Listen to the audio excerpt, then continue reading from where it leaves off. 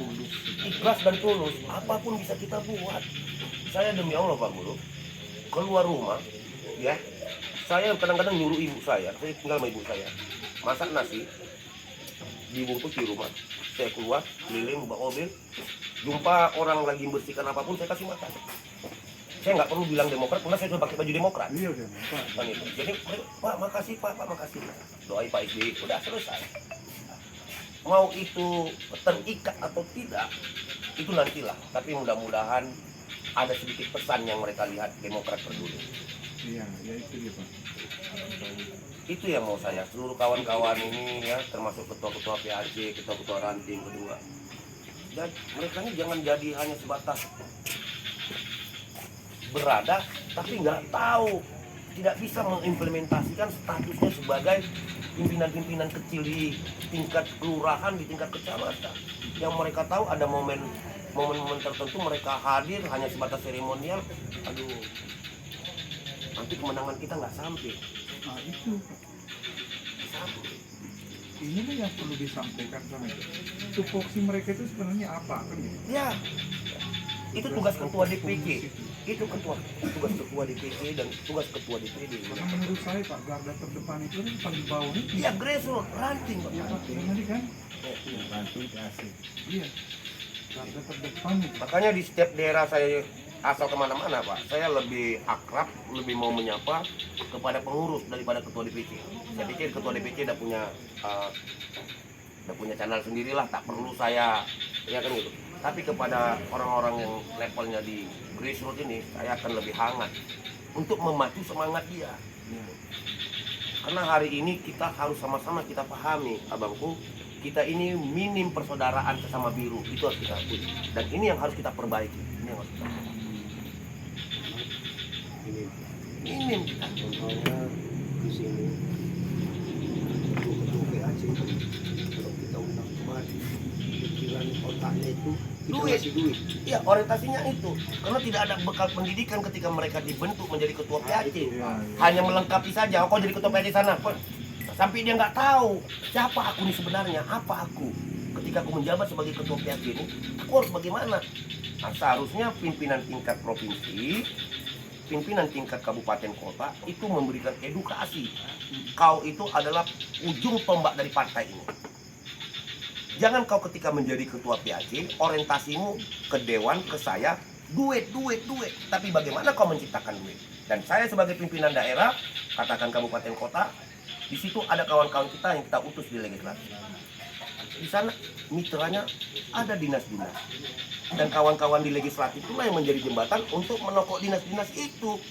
Agar anggaran yang dialokasikan untuk sebuah pekerjaan, itu kita bisa dapat. Dan tentunya jangan hanya itu saja, diajari ketika itu sudah ada, kau harus bagaimana bisa betul-betul mendemokratkan orang lain. Tapi yang paling penting, aku Demokrat, kau demokratkan dirimu.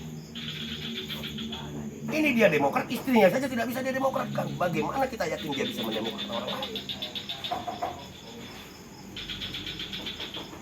Dari diri sendiri dulu. Diri sendiri. Makanya Ketum melahirkan bahasa baru itu ya, slogan baru itu, aku Demokrat. Ini maknanya luar biasa. Aku Demokrat. Jadi kalau ini sudah tertanam dan jiwa memilikinya kuat, insya Allah kita akan melakukan apa saja tanpa beban. Seperti apa yang kami lakukan hari ini. Saya meninggalkan pekerjaan saya dengan upah saya 12 juta per bulan. Saya meninggalkan istri dan anak-anak saya yang masih kecil. Hanya demi sebuah rasa cinta saya dan keinginan menang saya di 2024 itu. Apa kemenangan saya itu? Partai saya menang, ketua umum kita jadi presiden. Itu. Kalaupun nanti partai ataupun ketua umum tidak melihat dan membalas kontribusi ini menjadi satu bayangan harapan saya, nggak ada masalah. Yang penting partai saya sudah menang, ketua umum menjadi presiden, sudah selesai.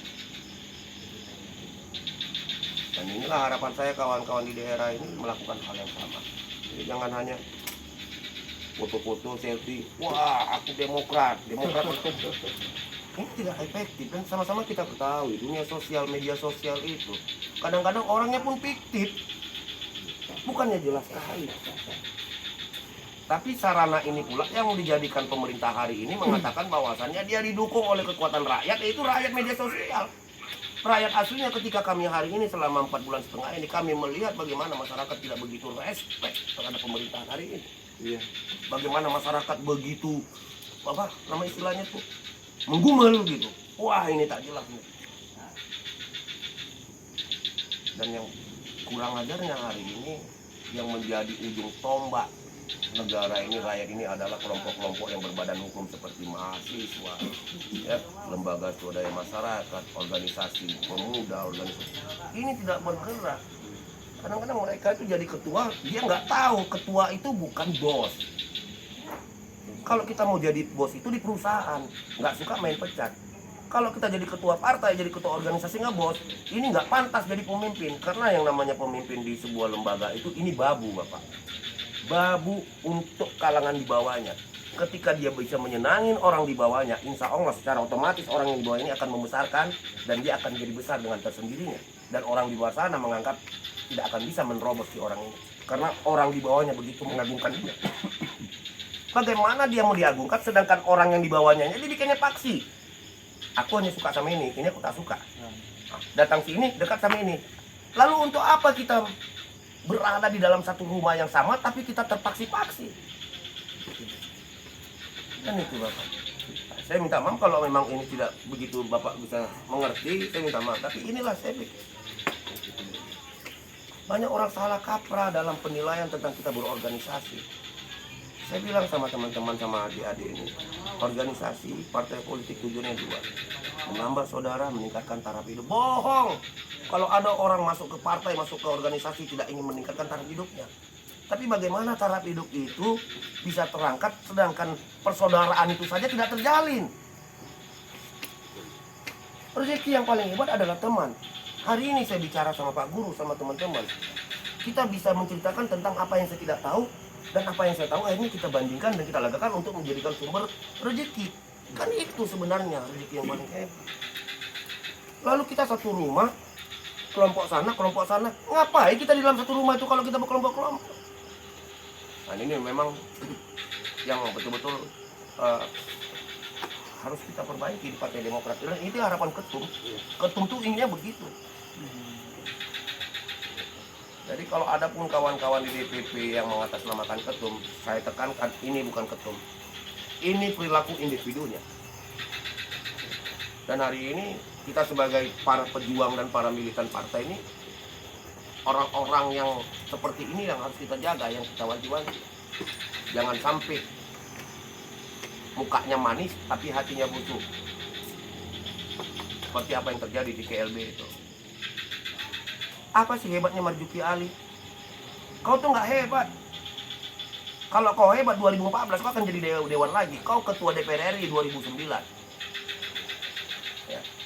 Tapi faktanya ketika 2014 masa kejayaan kita berhenti, kau tidak terpilih. Berarti kau tidak hebat.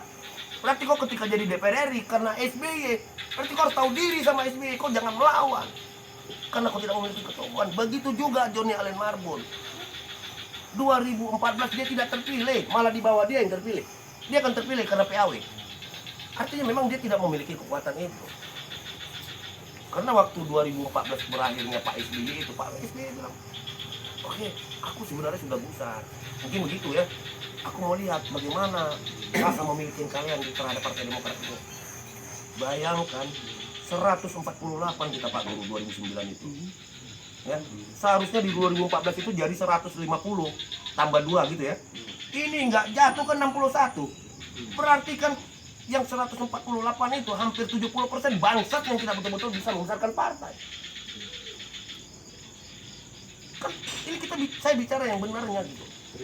Realitanya. Kalau mereka betul-betul adalah pejuang partai, mereka terpilih lagi dan kita bertambah walaupun hanya 1 dan 2 kursi.